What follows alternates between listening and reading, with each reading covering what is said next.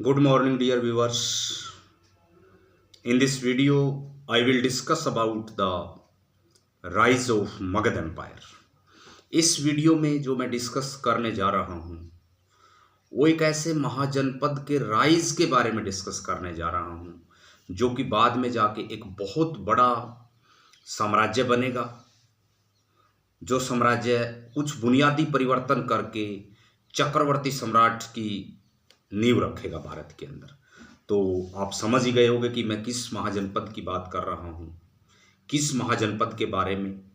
जैसा कि पिछले लेक्चर्स में मैंने आपको चर्चा में बताया था कि 16 महाजनपद थे भारतीय उपमहाद्वीप में, और उन 16 महाजनपदों में से एक महाजनपद ऐसा रहता है जो कि उन सारे महाजनपदों को अपने में विलीन कर लेता है, अपने में समा लेता है और बाद में एक बहुत बड़ा साम्राज्य बनता है।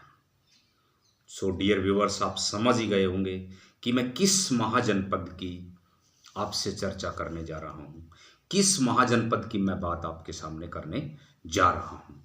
और वो महाजनपद है जो मैं अभी डिस्क्लोज कर रहा हूँ, वो है मगध महाजनपद, जो कि 6ठी शताब्दी ईसा पूर्व, आपको पता ही है कि एक बहुत महान महाजनपद था मगध महाजनपद। हालांकि महाजनपदों की जो परंपरा है उत्तर वैदिक काल में ही स्टार्ट हो गई थी। कुरु पंचाल जैसे महाजनपदों को हमने डिस्कस किया था, लेकिन मगध महाजनपद एक विशाल महाजनपद था जिसके 3 राजवंश हमारे सामने आते हैं। पहला हर्यक राजवंश, दूसरा शिशुनाग राजवंश और तीसरा जो है नंद राजवंश। तो इन महाजनपदों के साम्राज्यों के राजवंशों ने अपने अपने तरीके से जो है कुछ बुनियादी परिवर्तन किए, और उनमें जो है मगध महाजनपद में कुछ इन्होंने अपना एक विकसित रूप दिखाया। अब सबसे पहले अगर हम बात करें तो मगध महाजनपद का जो पहला वंश है हर्यक वंश, जिसका टाइम है 544 बीसी से लेकर 412 बीसी तक। इसका जो पहला शासक माना जाता है वो बिंबिसार को माना जाता है, और बिंबिसार को ही हर्यक राजवंश का संस्थापक, फाउंडर, डायरेक्टर माना जाता है। और इसका जो उपनाम जो मिलता है वो मिलता है श्रेणिक।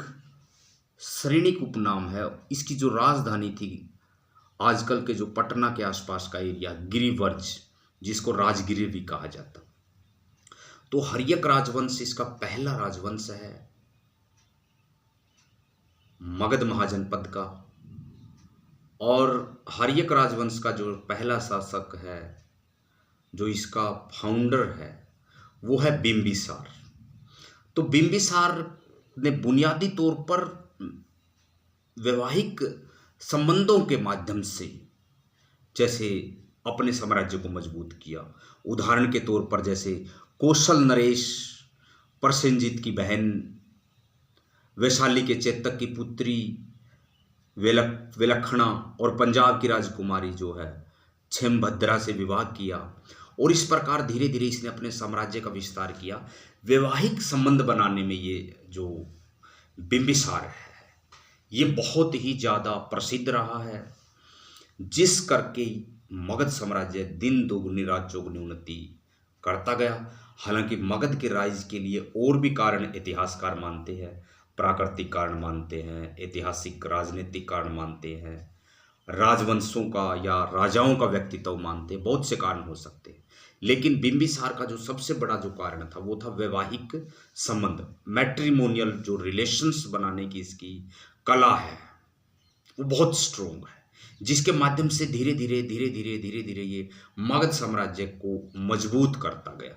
तो हर्यक राजवंश का जो पहला शासक है वो है बिंबिसार। दूसरा जो शासक है जो बहुत फेमस है, जिसको